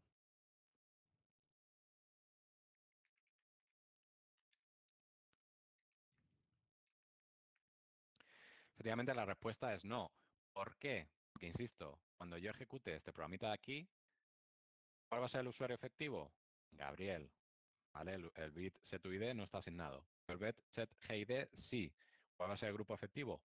Root. Es decir, usuario efectivo Gabriel, grupo efectivo root. Vale, por dentro está tratando de hacer un opendir de directorio root. Cuando lance el servicio opendir sobre directorio root, dirá, vale, soy Gabriel. ¿Coincide con el usuario propietario de directorio root? No. Tendrá que pasar a la siguiente eh, terna de bits de protección. Vale. ¿Qué grupo efectivo tienes? Root. ¿Cuál es el grupo propietario de directorio root? Root también. Vale, entonces coincide los privilegios que se te van a tener en cuenta a ti. Jolín. Sería esta terna de aquí, ¿vale? Esta terna de aquí. Como estamos haciendo un opendir, básicamente comprobará que tiene permiso de acceso sobre el directorio root. ¿Tiene permiso de acceso? No. Por tanto, estaría fallando. ¿Vale? Ese es el motivo por el cual está fallando. Está ejecutándose como grupo efectivo root, ¿vale? Y usuario efectivo Gabriel. Usuario efectivo no coincide. Grupo efectivo sí. Comprobaría esta terna de aquí. Bits de acceso está deshabilitado, por tanto no tiene permiso de acceso. Falla el opendir. ¿Vale?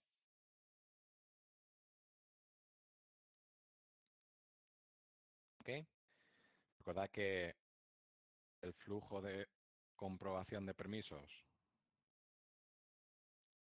a la hora de comprobar si un determinado servicio tiene permiso o no, ¿vale? Se realiza en ese orden de ahí.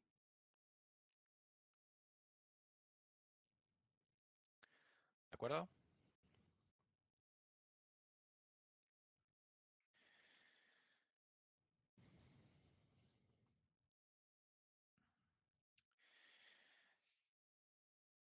Ahora un comentario que podría surgir también es, vale, tengo bit set UID, bit set GID. ¿Podría existir algo como bit OID? No, no tendría sentido, ¿de acuerdo? Porque ¿qué estaría asignando? Si un fichero tiene usuario y grupo efectivo, ¿vale? Perdón, propietario, ¿de acuerdo? No tiene un otro propietario. Entonces no tendría sentido. Pero existe un bit también que se asigna esa más cara, vamos así decirlo, esa terna correspondiente a otros, que es lo que se denomina el bit sticky o sticky bit. ¿Vale? ¿No tenéis aquí el nombre? No. ¿Vale? Y que viene representado, como tenéis aquí, con una T en lugar del bit de ejecución del grupo de otros. ¿Perdón? Para otros en un directorio. Este sticky bit antiguamente se utilizaba para otras cosas. Se utilizaba para fijar un programa en área de intercambio y tal y cual. Hoy en día no se usa para eso, sino que se usa únicamente para directorios. ¿De acuerdo? No me voy a centrar mucho en él, pero básicamente la descripción la tenéis aquí. ¿De acuerdo? ¿Para qué se usa este sticky bit? Para básicamente crear directorios temporales, o generalmente se utiliza para directorios temporales. ¿Qué tiene de particular un directorio temporal? Puede ser utilizado por procesos ejecutados por múltiples usuarios efectivos. Pero claro, os puede interesar que todos esos procesos almacenen sus ficheros temporales, pero que no estén toquiteando los ficheros de los demás, ¿vale? O, bueno, realmente sí podrían toquitearlos si se quisiera, pero lo que no nos interesa es que estén borrando, ¿vale? Entradas creadas por otros procesos. Pues este sticky bit precisamente lo que permite es eso. El sticky bit establecido sobre un directorio lo que permite es que únicamente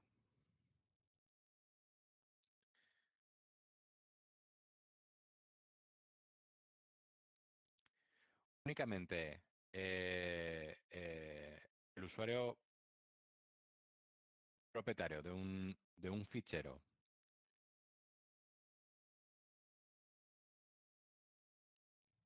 a ver si no me lío. Únicamente el usuario propietario de un fichero y aquellos... madre mía, en directorio se permite crear borrar las entradas de efectivo del proceso. Vale. Únicamente el usuario propietario del directorio podrá borrar las entradas como de costumbre, ¿de acuerdo? Y luego, únicamente el usuario efectivo, madre mía, me estoy haciendo un lío. Déjame comprobarlo porque normalmente siempre me hago la picha un lío con esto, ¿vale?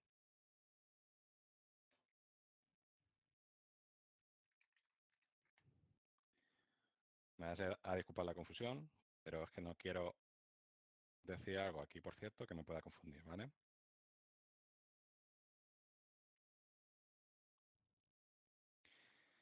Vale, las entradas de directorio correspondientes solo pueden ser renombradas o borradas por el propietario del elemento, es decir, por el propietario del fichero, o si el usuario efectivo del proceso se corresponde con el propietario del fichero, ¿vale? El propietario del directorio o el propietario de root. ¿Qué estaríamos consiguiendo con esto? Que realmente otros usuarios no puedan, como digo, borrar entradas correspondientes a otro usuario, ¿vale? Es decir, eh, eh,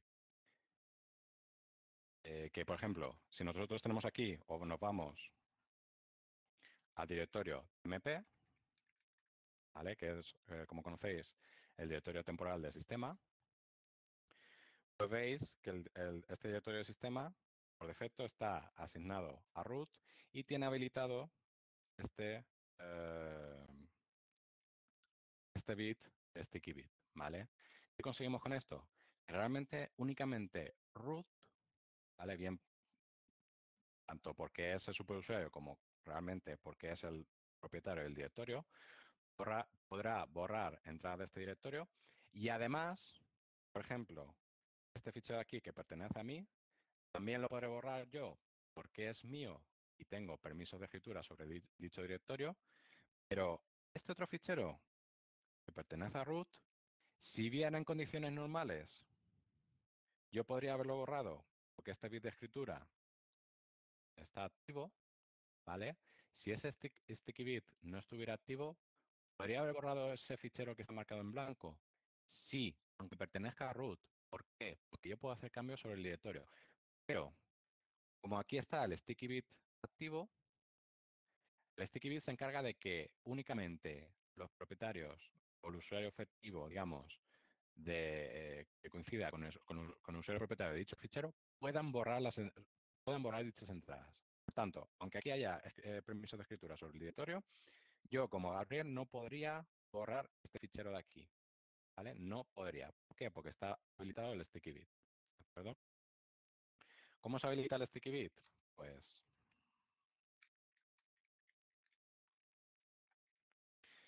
se hace simple y llanamente, ¿vale? Con más T o menos. Perdón.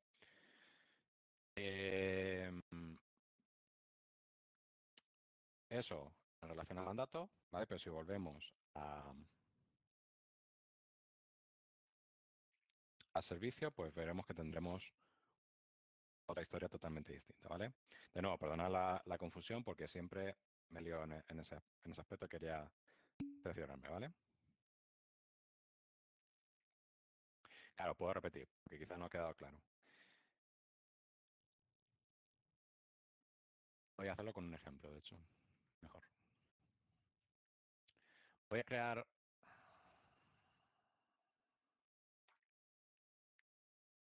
crear un nuevo directorio, ¿vale? Que es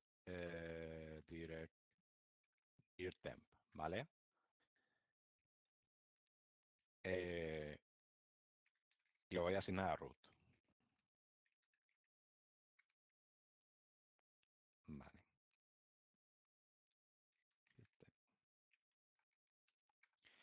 aquí, pregunta, estoy en un directorio que es de root, ¿vale? Podría crear aquí un fichero como Gabriel, es decir, yo puedo ejecutar este comando aquí.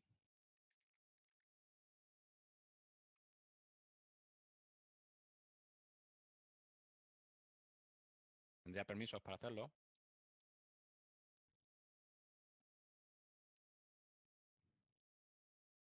Es decir, se podría lanzar el servicio fichero 1 en este mismo directorio, conforme a los permisos que estáis viendo ahora mismo, es decir, un 775, el directorio dirtemp en el que estoy.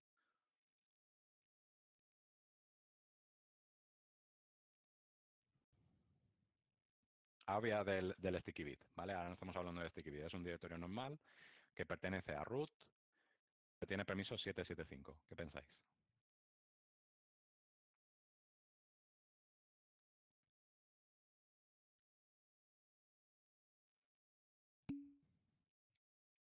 Que no, ¿vale? Efectivamente, no. ¿Por qué?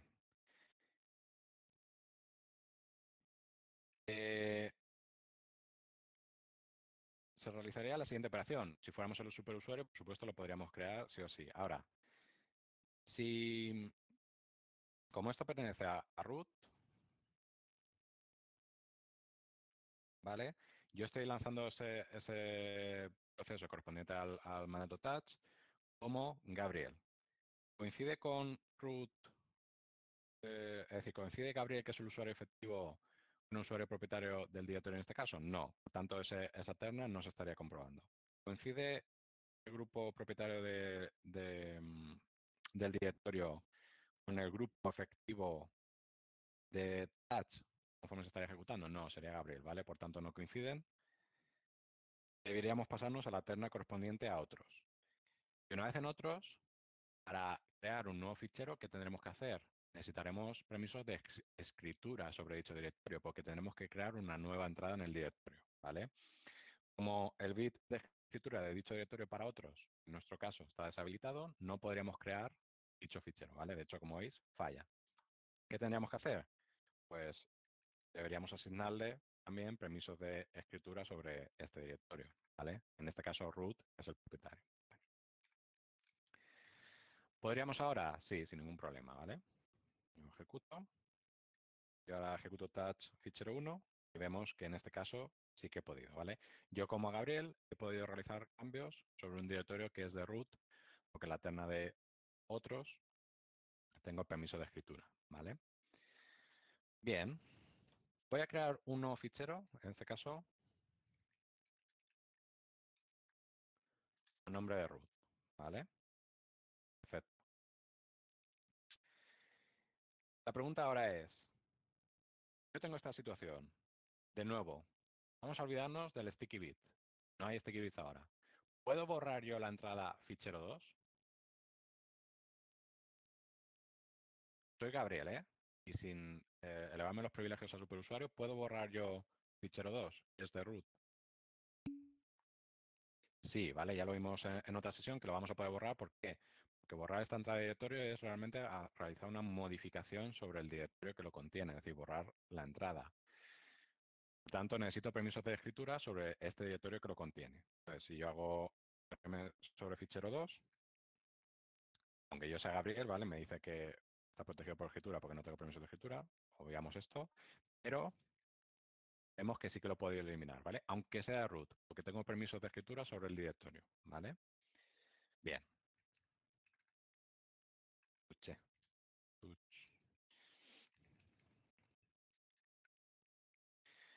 Vale, volvemos a la situación de antes, pero ahora voy a habilitar el sticky bit, ¿vale? Vale, ya tengo el sticky bit habilitado en este directorio, ¿de acuerdo? Pregunta, estando el sticky bit activo, ¿podría borrar fichero 2?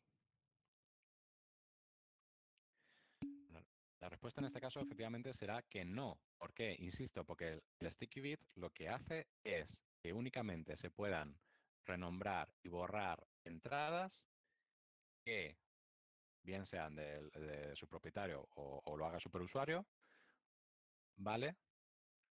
O que el usuario efectivo corresponda con el usuario propietario de dicho fichero, ¿vale? En este caso, como yo estoy ejecutando como Gabriel y el usuario, el usuario propietario de fichero 2 es root, vemos que en este caso, al estar habilitado Sticky Bit, no me va a permitir borrar esa entrada. ¿Por qué? Insisto, porque el Sticky Bit lo que hace es que entradas pertenecientes a otros usuarios, un, un proceso con usuario efectivo cualquiera otro, no los podrá eliminar. ¿Vale? Yo soy Gabriel, estoy tratando de eliminar una entrada de root. En el caso general hubiera podido, pero como está el sticky bit activado, no puedo porque me lo impide. ¿Vale? Root es otra persona que no es Gabriel. ¿De acuerdo? ¿Queda así un poquito más claro? ¿Y el root puede borrar el de Gabriel? Sí, porque a root se le permite todo. Como de costumbre, ¿vale? De hecho, si yo hago sudo fichero 1, ¿vale? Veis que efectivamente puedo, ¿vale? ¿Puedo con el sticky bit crear nuevas entradas? Sin ningún problema, ¿vale? También lo veis. Las limitaciones están a la hora de borrar o renombrar entrada, ¿vale? Es decir, borrar o mover ficheros. ¿Ok? Bueno, no me quería centrar tanto tiempo en el sticky bit, pero bueno. Está también bien aprovechado, ¿vale? Entonces, de nuevo, setUID viene representado aquí, setGID vendría representado aquí con una S, ¿vale? Si estuviera habilitado. Y sticky bit para directorios vendría representado ahí, ¿vale? Bueno.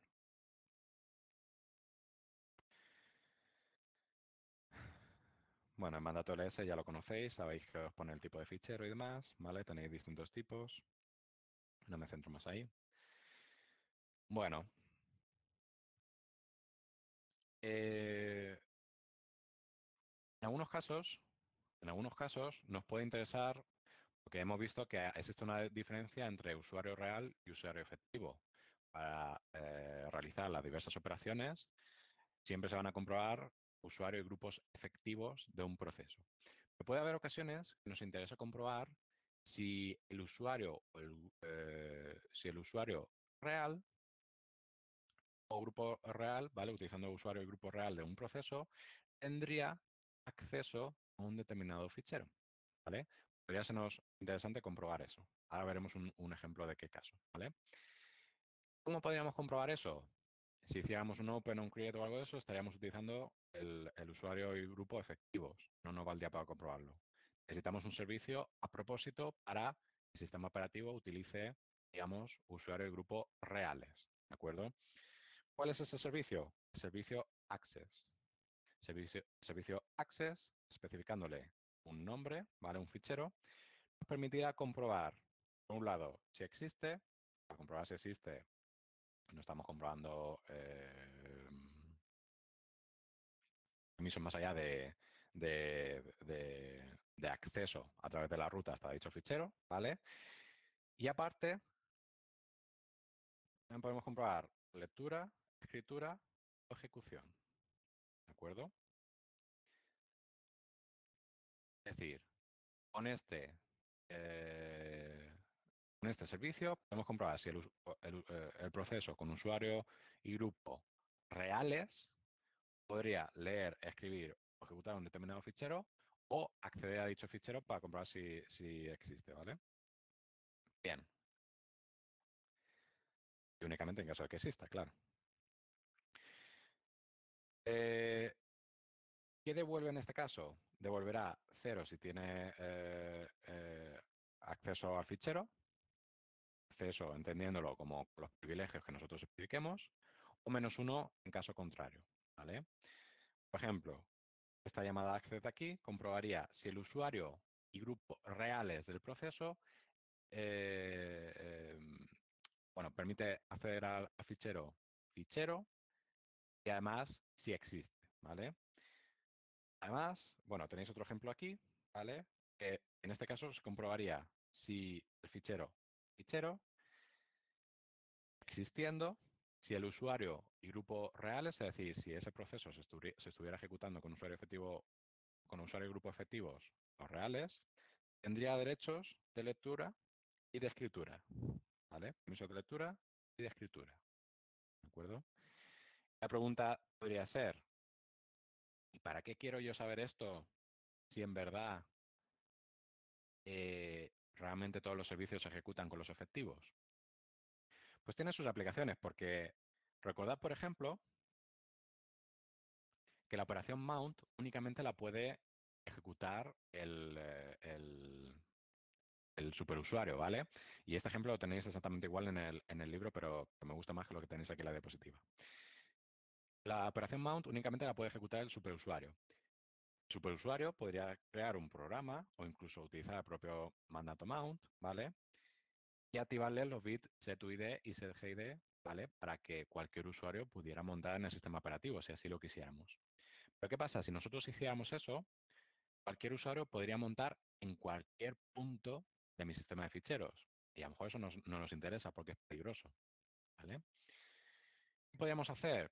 Nos podría interesar, por ejemplo, que buscar un compromiso, crear un programita que nos permita, obviamente va a tener que ser ejecutado como root para ejecutar la operación de montado, ¿vale? Porque nos interesará permitir el montado a ciertos usuarios.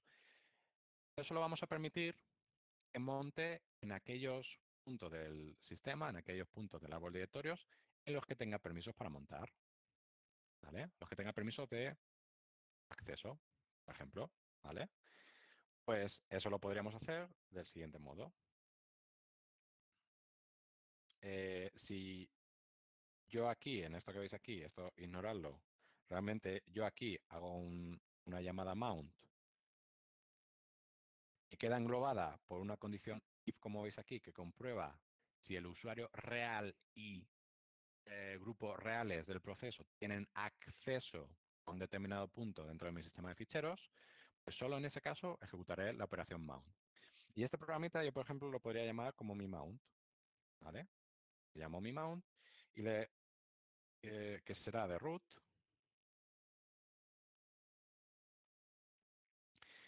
y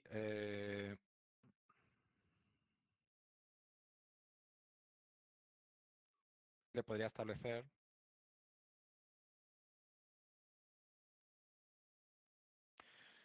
setuid y sgid a dicho programa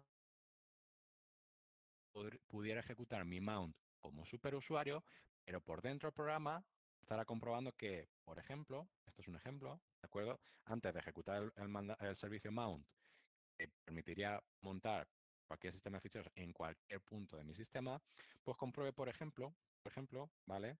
Que el destino o el target del mount, el usuario real que ejecute dicho proceso, tenga permiso sobre él para montarlo, ¿vale? Es decir, que solo se pueda montar en una parte del árbol de directorios que pertenezca al usuario, ¿vale? Esto, como digo, es un ejemplo de aplicación, ¿de acuerdo? Pero puede haber más aplicaciones para Access. En todo caso, de nuevo, Access, ¿qué realiza? Pues comprueba los permisos de lectura, escritura, ejecución y si existe el fichero para usuario y grupo reales de un proceso, ¿vale? Todos los demás servicios que hemos visto, chmod, Open, etcétera, etcétera, ¿cuáles utilizaban? Los efectivos, ¿vale? ¿Ok? Madre mía, nos hace siempre tardísimo. Bueno, vamos rápido. Servicios, más servicios. Recordad que a la hora de en la llamada a Open, eh, si activamos el flag create o bien en el servicio create, ¿vale? Al igual que en el servicio mkdir para crear un directorio, nosotros debemos especificar el modo con el cual se crease dicho fichero o dicho directorio, ¿vale? En caso de crear un fichero o un directorio nuevos. Pero veíamos que el modo que especificamos en las llamadas a los servicios correspondientes no se correspondía exactamente con con los permisos con los que de verdad se creaba dicho fichero o dicho directorio, ¿vale? De hecho, recordábamos que si nosotros especificábamos un modo en mode, realmente los permisos con los que realmente se creaba dicho fichero o directorio, ¿vale? Con OpenCreate o MakeDir, realmente es una combinación de dicho modo, operación AND y la inversa de la máscara de usuario, ¿vale? La máscara de usuario siendo otro de los campos almacenados en el BCP de un proceso. Y ahora, la pregunta era, bueno, sabemos que la máscara de usuario se asignaba cuando se creaba un nuevo proceso. La pregunta podría ser, ¿podemos cambiar dicha máscara? Sí. ¿Cómo? Pues podemos hacerlo con este servicio, ¿vale? UMask, que toma como argumento la nueva máscara de usuario a utilizar, ¿vale? No tiene más que eso. ¿Qué es lo que va a devolver? La antigua. Es decir, asigna la nueva máscara, cmask, y como resultado de la llamada umask va a devolver la que hubiera antigua. Esto se realiza por si queremos cambiar temporalmente una máscara, almacenamos la antigua a un lado y luego la restituimos, ¿vale? Bien, no hay nada más que decir. Ya sabéis cómo se aplica la máscara, lo acabo de mencionar, ¿vale? Y no tiene más.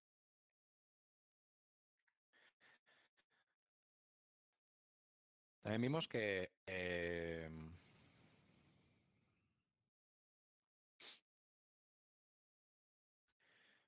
los permisos o el modo de acceso de un determinado fichero también se pueden cambiar a posteriori, ¿vale? Nosotros los generamos o los creamos, o el sistema operativo los crea con un determinado modo, pero luego podemos cambiar su modo a posteriori, ¿vale?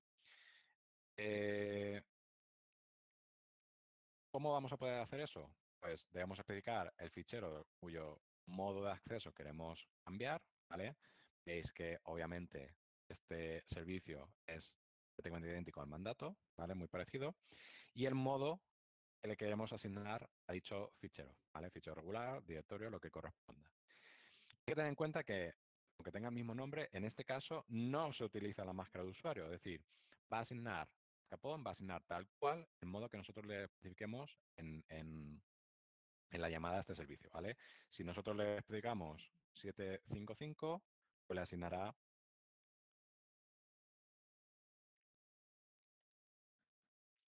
estos permisos de aquí al fichero directorio que nosotros le especifiquemos en name, ¿de acuerdo? Es decir, no se le aplicará la, la máscara de usuario tal como sucedía con Open o Create, por ejemplo, ¿vale? Recordad que estamos aquí en C, por tanto, como esto generalmente se especifica en octal, pues tenemos que especificar dicho 0, ¿vale? Alguien puede decir, ¿y cómo manipulamos entonces el setUID y ese GID? Realmente se puede especificar todavía una terna más, ¿vale? Hasta ahora no la especificábamos, pero podemos especificar una terna más.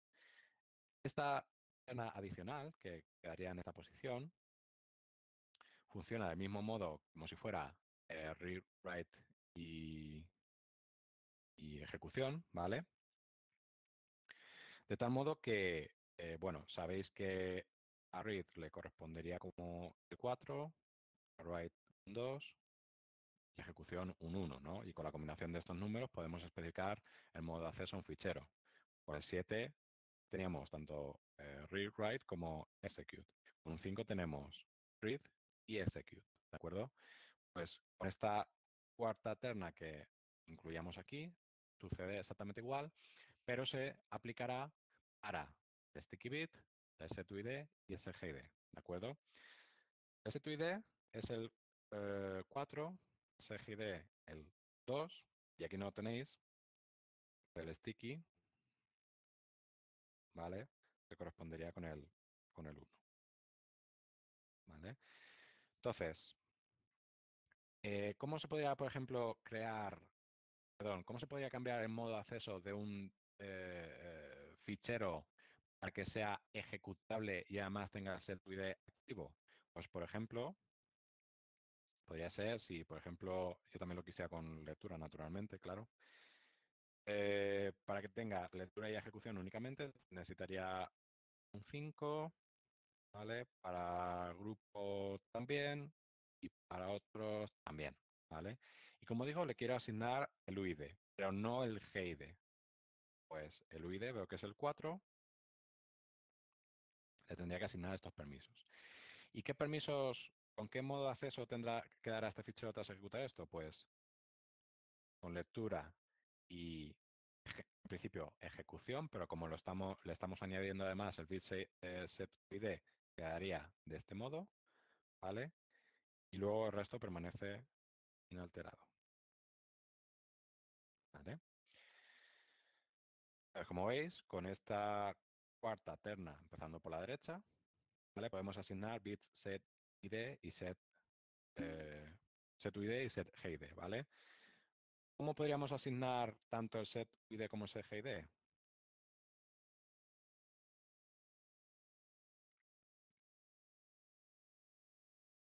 Pues funciona exactamente igual que RW y X, haciendo la suma de 4, 2 y 1. Realmente estaremos habilitando unos bits u otros, ¿vale? ¿Cuál es el bit correspondiente al GID? El 2. ¿Y el de UID? A 4. ¿Cómo especificamos que queremos ambos bits activos? Con un 6 marcamos esos dos bits, ¿no? Entonces el resultado final sería aquí una S también. Y estarían habilitados los SID y GID de dicho fichero. Vale, justo te acabo de responder, ¿vale? Cómo activar el set ID y el set UID y set GID, ¿de acuerdo? Vale. Lo mismo sucedería con el sticky, ¿de acuerdo? Pero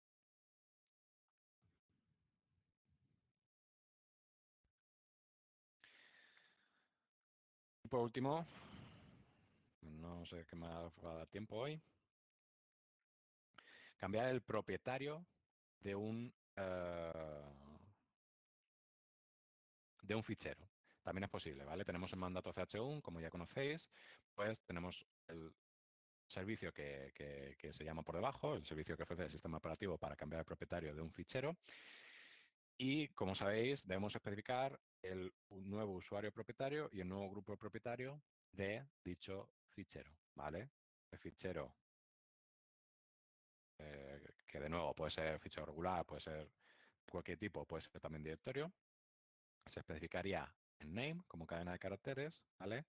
Y luego el UID y GID correspondiente al nuevo usuario propietario y grupo propietario del fichero, obviamente lo deberemos especificar como en su formato numérico, ¿vale? A nosotros el sistema operativo nos lo presenta de un modo más intuitivo, vamos a decir, que es mediante su nombre textual, ¿no? Es decir, Gabriel, Ruth, etcétera. Eso por dentro no deja de ser un valor numérico, un identificador que el sistema operativo reconoce, ¿vale? Bueno, esto lo sabréis de sobra, pero bueno, tenéis aquí, vaya, bueno, tenéis aquí una serie de ejemplos, ¿de acuerdo? Y veis que, por ejemplo, el usuario Gabriel tiene asignados como identificados de usuario e identificados de grupo los valores UID 1000 y valor GID 1000 también, ¿vale? Pues esos valores numéricos son los que les tendríamos que especificar en esta llamada ch1 para asignar un determinado fichero a, a un usuario y grupo particulares, ¿vale? Si en ese caso utilizáramos 1000, estaremos solicitando al sistema operativo que cambie el propietario y grupo de un determinado fichero a Gabriel. Como siempre, tanto una llamada como otra, si tienen éxito, devolverán 0. Si fracasan, devolverán -1 y podremos comprobar el motivo del fracaso, ¿vale? ¿Quién va a poder realizar tanto una como otra llamada? Únicamente el propietario del fichero. Es decir, el propietario del fichero podrá cambiar su propietario a cualquier otro, ¿vale? Y el superusuario. Una pequeña excepción. Esto realmente es cierto. Esto realmente es cierto en el caso general, o por lo menos en sistemas Unix antiguos. Pero realmente, si vosotros comprobáis ahora en sistemas Unix más recientes, ¿vale? En Linux más recientes, veréis que realmente, por ejemplo, si tratáis de hacer ch1 a cambiar la propiedad de un fichero a root, veréis que nos permite, ¿de acuerdo? Versiones de Linux más recientes se implementó que únicamente el superusuario pudiera cambiar el propietario de los ficheros, ¿vale? Por temas de seguridad. Pero bueno, esos sistemas Unix nuevos, a nosotros únicamente propietario y administrador, a poder ejecutar los servicios chmod y chown, ¿vale? Eso sí, hemos visto los peligros que tienen los bits setuid y setgid, ¿vale?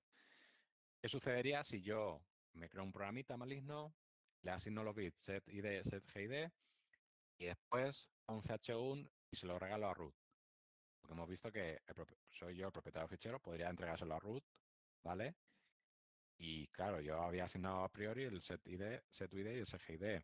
Muy peligroso porque si después yo ejecuto ese programa, se estaría ejecutando como si fuera root. Es de sentido común, por tanto, que al realizar una operación de chown, al llamar a chown, los bits setuid y setgid de dicho fichero se van a deshabilitar, se van a borrar, ¿vale? Por este motivo de seguridad que iba comentando. ¿Vale? ¿De acuerdo? A ver qué tiempo llevamos. Nada. Pues nos queda muy poquito y a la vez muy muchito, ¿vale? Pero lo terminamos ya el próximo día, así que sí. Y vamos a comenzar ya el próximo día con problemas, ¿vale? Así que os quiero que le peguéis una vuelta a todo lo que hemos visto y vamos a comenzar viendo algunos problemas, ¿vale? Vamos con un poco de retraso, no sabemos si vamos a coger un trozo de alguna clase. La clase de prácticas ya lo veremos. Pero bueno, ¿alguna cuestión? Si no, el próximo día terminamos.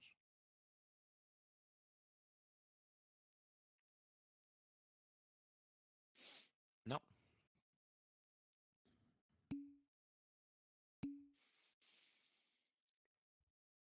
Pues nada, gracias a vosotros y nos vemos el miércoles, ¿de acuerdo?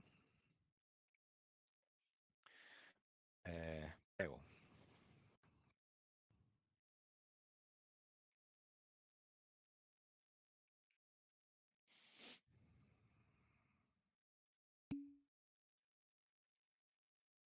A vosotros y vosotras.